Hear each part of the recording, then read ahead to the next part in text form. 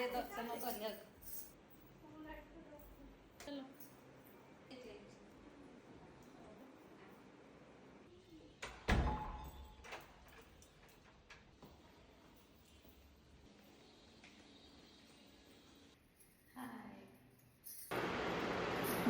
नमस्कार जय Jagannath welcome to my mini blog.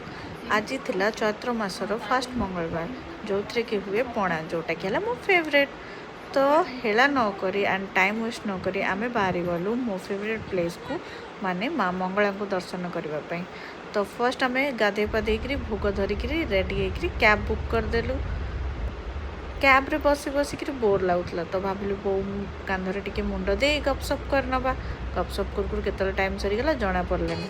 एतिकी सारिकी आम पहुँचु।